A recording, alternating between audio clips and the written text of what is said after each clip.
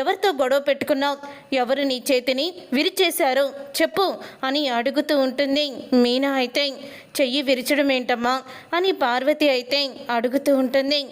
ఏం లేదమ్మా, వీడు ఏదో గొడవకి వెళ్ళి ఈ చెయ్యి విరగొట్టుకొని వచ్చాడు, మన దగ్గర బైక్ మీద నుంచి పడిపోయానని అబద్ధం చెప్తున్నాడు అని అంటూ ఉంటుంది మీనా. ఏంట్రా ఇదంతా, నిజం చెప్పు, ఏమైంది అసలు అని అంటూ ఉంటే అప్పుడే బావి నా చెయ్యి విరిచేశాడక్క అని అంటూ శివ అయితే నిజాన్ని చెప్పడంతో అది విని ఒక్కసారి షాక్ అయిపోతూ ఉంటుంది మీనా.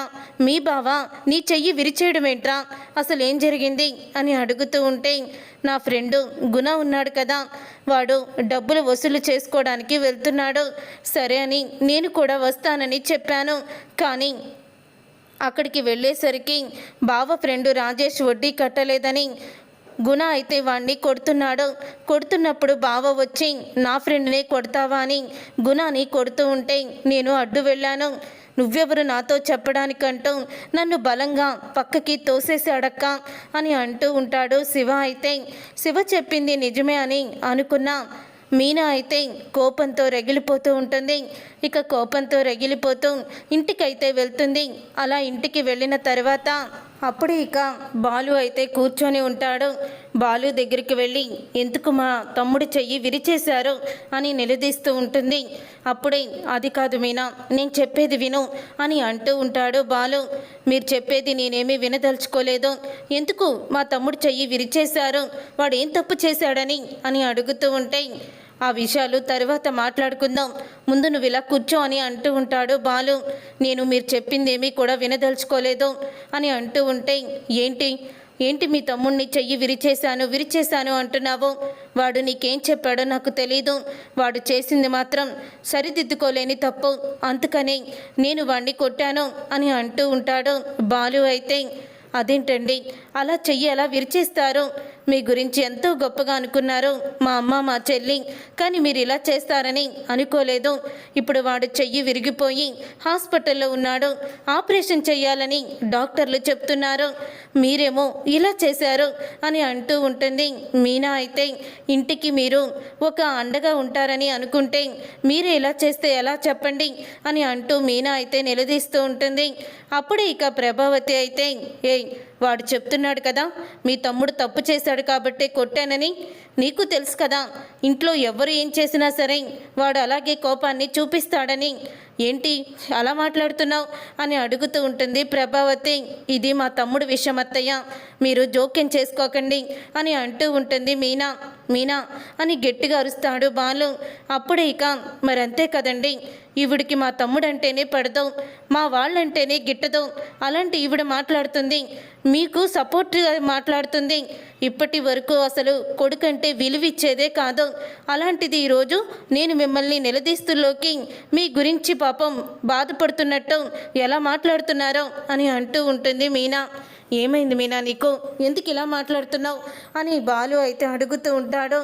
నా వాళ్ళకి ఏదైనా జరగరాంది జరిగితే నేను తట్టుకోలేదని మీకు ముందే తెలుసు, కానీ మీరు ఇలా చేస్తారని అనుకోలేదు, అసలు ఎందుకు మీరు ఇలా చేశారో నాకు జవాబు చెప్పండి అని అంటూ ఉంటే వాడు తప్పు చేశాడని వాడు చెయ్యి విరిచేశాను అంతే అని అంటూ ఉంటే సరే వాడికి వచ్చి సారీ చెప్పండి అని మీనా అయితే అంటూ ఉంటుంది. తప్పు చేశాడు కాబట్టే చేశానని చెప్పినప్పుడు సారీ చెప్పాల్సిన అవసరం నాకు లేదు అని బాలు అంటూ ఉంటాడు. అప్పుడే మీనా అయితే సరే అయితే మా తమ్ముడికి సారీ చెప్పే వరకు నేను ఇంటికి రాను అని బ్యాగ్ సదురుకొని ఆవేశంగా బయటికి వెళ్ళిపోతూ ఉంటుంది మీనా. ఏంటమ్మా ఇది, ఎప్పుడూ కూడా సహనంగా అన్నీ కూడా భరిస్తూ ఓర్పుగా ఉండే నువ్వు ఈరోజేంటి ఇలా సహనాన్ని కోల్పోతున్నావు? మీ తమ్ముడికి చెయ్యి విరిచేశాడని భర్తను వదిలేసి వెళ్ళిపోతున్నావా? శివ తప్పు చేశాడని అలా చేశానని చెప్తున్నాడు కదా, బాలు గురించి నీకు తెలీదా అని అంటూ ఉంటే తెలుసు, కోపంలో ఏం చేస్తాడో కూడా తెలుసు అని అంటూ ఉంటుంది మీనా. చెప్పాను కదా మావయ్య, మా వాళ్ళకి ఏ కష్టం వచ్చినా మాత్రం నేను ఊరుకోనని అని అంటూ మీనా అయితే పుట్టింటికి వెళ్ళిపోతుంది.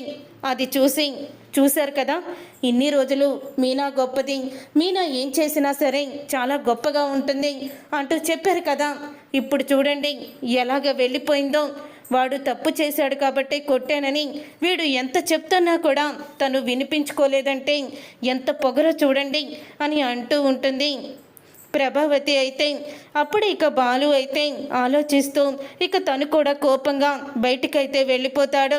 అలా వెళ్ళిపోయిన తర్వాత అప్పుడే రాజేష్కి జరిగిందంతా కూడా చెప్పడంతో సిస్టర్ నిన్ను ఇలా అపార్థం చేసుకుంటుందని అనుకోలేదురా అని అంటూ ఉంటాడు రాజేష్. నిజం తెలిస్తే అది కూడా తట్టుకోలేదురా అని అంటూ ఉంటాడు బాలు. తర్వాత బాలు అయితే ఇక ఇంటికైతే వస్తాడు. బాలు ఇంటికి వచ్చిన తర్వాత అప్పుడే ఇంకా అందరూ కూడా పడుకొని ఉంటారు. సత్యం ఒక్కడే మెలకుగా ఉంటాడు.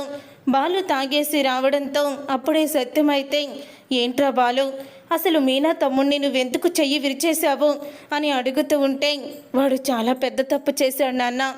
వాడు అమ్మ దగ్గర డబ్బులు కొట్టేశాడు, అమ్మ దగ్గర డబ్బులు కొట్టేసింది వాడే అని అంటూ బాలు అయితే సత్యానికి నిజం చెప్తాడు.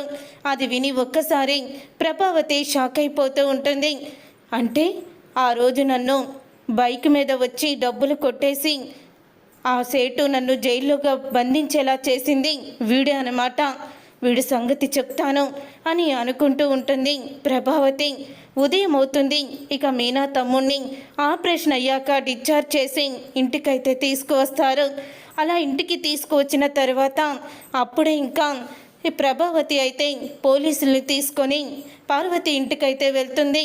వెళ్ళినాక ఏంటత్తయ్య పోలీసుల్ని తీసుకొని ఎందుకు వచ్చారు అని అడుగుతూ ఉంటే అప్పుడే ఇక ప్రభావతి అంటూ ఉంటుంది, ఆ రోజు ఆ సేటు నన్ను బంధించాడు, నీకు గుర్తుందా?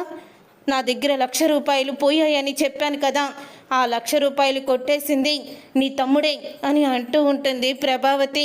అది విని ఒక్కసారి మీనా పార్వతి చివరికి శివ కూడా షాక్ అయిపోతూ ఉంటారు. ఇక షాక్ అయిపోతూ అప్పుడే ఇక మీనా తమ్ముడిని మీనా నిలదీస్తూ ఉంటుంది శివని.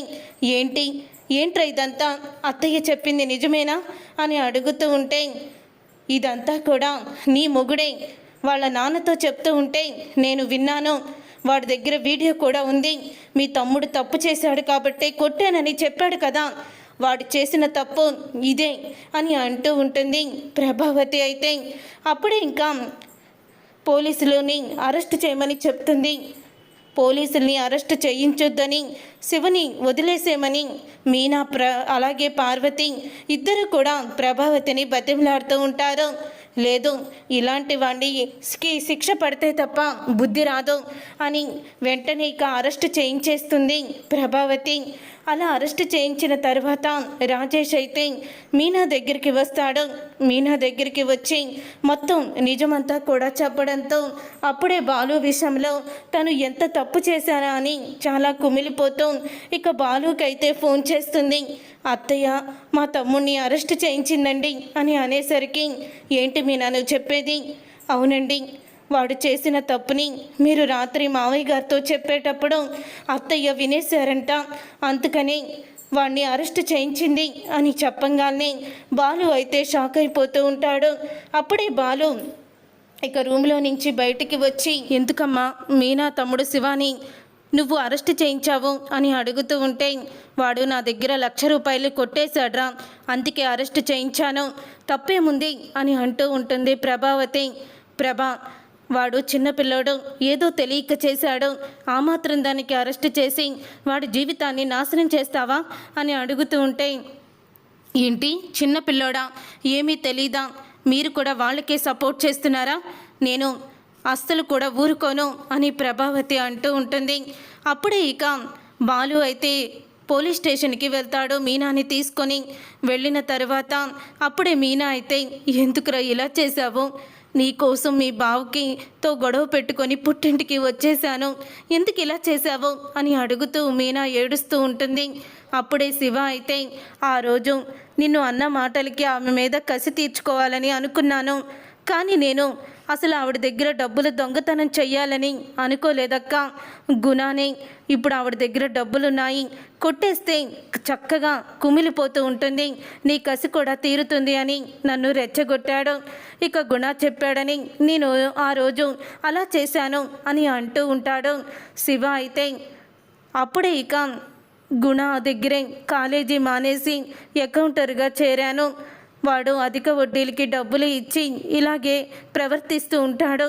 కానీ నేను ఉద్యోగం చేస్తే అమ్మకి అండగా ఉంటానని వాడి దగ్గరే పనికి చేరాను అని అంటూ చెప్తూ ఉంటాడు శివ. అయితే అప్పుడే శివ మాటలు విని బాలు అయితే, ఎంత పని చేశావురా, వాడు ఒక పెద్ద రౌడీ, నువ్వు మా అమ్మ డబ్బులు కొట్టేశావని, మా అమ్మ నీ మీద కోపంతో మోసం చేశావని రగిలిపోతుంది అని అంటూ ఉంటే, బావా ఆ గుణగాడు వల్లే ఇదంతా జరిగింది. వాడి దగ్గరికి మీ వదిన రోహిణి కూడా డబ్బులు తీసుకోవడానికి వచ్చింది, 4 లక్షలు అప్పు కూడా చేసింది అని అంటూ చెప్తూ ఉంటాడు శివ. అయితే అప్పుడే ఇక ఆ మాటలన్నీ విని, ఏంటి నువ్వు చెప్పేది, అవును బావా అని అంటూ ఉంటే అప్పుడే ఇక గుణ దగ్గరికి వెళ్తాడు బాలు. ఎందుకు నువ్వు శివని ఇలా ఇరికించావు, ఆ రోజు శివకి దొంగతనం చేయమని చెప్పింది నువ్వే అంట కదా అని అంటూ ఉంటే అప్పుడే గుణ అయితే, అవును నేనే, ఏం చేస్తావురా నువ్వు అని అంటూ ఉంటాడు. గుణ అయితే ఏం చేస్తానా అని గుణని చావు బాగుతాడు బాలు. ఇంతలో ఇక మీనా అయితే ప్రభావతి దగ్గరికి వస్తుంది. అత్తయ్య, మా తమ్ముడి మీద పెట్టిన కేసుని వాపస్ తీసుకోండి అని అంటూ ఉంటుంది. అప్పుడే ప్రభావతి అయితే, ఏంటే తీసుకునేది, అయినా ఇలా దొంగల ఇంట్లో నుంచి కోడల్ని తీసుకొచ్చుకోవడం మేము చేసుకున్న దురదృష్టం అని అంటూ మీనాని తిడుతూ ఉంటుంది ప్రభావతి. అప్పుడే మీనా అయితే, ఏంటత్తయ్య, దొంగల ఇంట్లో నుంచి మీరు కోడల్ని తీసుకొచ్చుకోవడం మీ దురదృష్టమా, మీ ఇంట్లోనే దొంగలు ఉన్నారు కదా అత్తయ్య, మరి నేను కూడా దొంగలింటికే కదా కోడలుగా వచ్చింది అని అంటూ ఉంటుంది మీనా. ఇక ఆ మాట విని ప్రభావతి అయితే, మాటలు జాగ్రత్తగా రాని, ఏంటత్తయ్య మాటలు జాగ్రత్తగా రానిచ్చేదేంటి, కన్న తండ్రిని మోసం చేసి ఒక ఆడపిల్ల జీవితాన్ని పెళ్లిపీటల మీద వదిలేసి మరొక అమ్మాయి కోసం 40 లక్షలు తండ్రి కష్టాన్ని అర్థం చేసుకోకుండా వెళ్ళిపోయాడే నీ కొడుకు, అది దొంగతనం చేసినట్టు కాదా, అంటే మీ కొడుకు కాబట్టి అది దొంగతనం అవ్వదా? ఆ తర్వాత ఇంత జరిగినా కూడా సిగ్గు లేకుండా పెళ్ళాన్ని హనీమూన్కి తీసుకువెళ్ళడానికి మా తమ్ముడిని కొట్టేసిన 1,00,000 రూపాయలు అంతకుముందే నీ కొడుకు కొట్టేశాడు, అది కూడా మా తమ్ముడి మీదే పెట్టారు, మా తమ్ముడి మీదే నింద వేసి తర్వాత అడ్డంగా నీ కొడుకు బుక్ అయ్యేసరికి నేనే ఇచ్చానని ఆ రోజు అబద్ధం చెప్పారే, మరి ఇది కూడా మీరు మీ కొడుకుని తప్పించడానికి చెప్పిన అబద్ధమే కదా. దొంగతనం చేసిన వాడిని దొంగ అని మీరు బయట పెట్టకుండా వాడిని సమర్థించడం కూడా అది దొంగతనమే అవుతుంది అని అంటూ ఉంటుంది మీనా. మీ కొడుకు విషయంలో మీరు ఇన్ని చేశారు, మరి మీ కొడుకు కూడా బుద్ధి ఏమన్నా మార్చుకున్నాడా అని అంటూ మీనా నిలదీస్తూ ఉంటుంది. అప్పుడే ఇక మీనా మాటలకి ప్రభావతి అయితే మీనాని కొట్టబోతూ ఉంటుంది. ఇక బాలు అయితే అక్కడికి వస్తాడు. తను అడిగిన దాంట్లో తప్పేముంది అని అంటూ ఉంటాడు బాలు అయితే. అయినా శివ అలా మారడానికి, దొంగతనం చేయడానికి ఈ గుణానే కారణం అని అంటూ గుణాన్ని అక్కడికి తీసుకువస్తా. ఎవరో చెప్తే దొంగతనం చేసేస్తాడా, ఆ మాత్రం బుద్ధి జ్ఞానం లేదా, ఆ తల్లి అలా పెంచింది అని అంటూ ఉంటే, మరి మీ కొడుకుని మీరు ఎలా పెంచారో, అబద్ధాలు చెప్పమని మోసం చేయమని పెంచారా? అలా మోసం చేసే వాళ్ళకి మోసం చేసే భార్యలే వస్తారు అని అంటూ ఉంటుంది మీనా. అప్పుడే రోహిణి అయితే, మీనా నువ్వు నీ తమ్ముడి విషయంలో అత్తయ్య గారితో గొడవపడవు, నేనేమి మాట్లాడను, కానీ నా విషయంలో జోక్యం చేసుకోవద్దు అని అంటూ ఉంటే, ఏంటి రోహిణి మోసమంటులోకి నువ్వు వచ్చావేంటి? పార్లర్ని 18 లక్షలకి అమ్మేసి ఈ గుణ దగ్గర 5 లక్షలు అప్పు చేసి ఆ 10 పార్లర్లో పనిదానిలాగా జీతానికి చేరావు కదా, మరి ఇది నువ్వు మోసం చేసింది కదా అని అంటూ ఉంటే అది విని ఒక్కసారి ప్రభావతి అయితే షాక్ అయిపోతూ ఉంటుంది. ఏంటే నువ్వు మాట్లాడేది, పార్లర్లో అమ్మాల్సిన అవసరం దానికేముంది, ఊ అనాలి కానీ వాళ్ళ నాన్న కోట్లు కుమ్మరిస్తాడు అని అంటూ ఉంటుంది ప్రభావతి. ఏంటి కోట్లు కుమ్మరించేది, ఈ గుణాగాడి దగ్గర 10 రూపాయలు వడ్డీకి 5 లక్షలు తీసుకుంది నీ కోడలు అని అంటూ ఉంటాడు బాలు.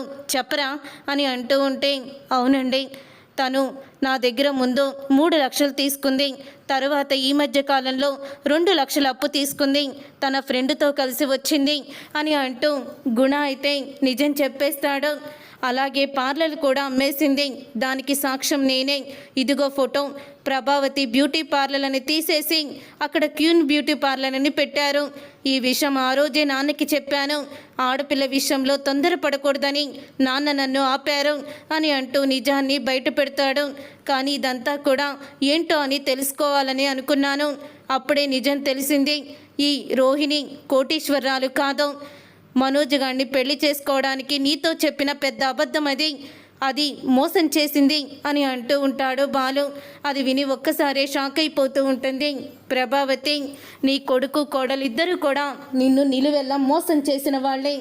అక్కని నువ్వు అనే మాటలు భరించలేక నీకు బాధని కలిగించాలని తమ్ముడు బాధతో అప్పుడు అక్కల జీవితాన్ని నాశనం చేస్తున్న నిన్ను బాధ పెట్టాలని దొంగతనం చేశాడు అని అంటూ ఉంటాడు బాలు. అయితే అప్పుడే ప్రభావతి నిజం తెలుసుకొని రోహిణి అని అయితే నిలదీస్తూ ఉంటుంది.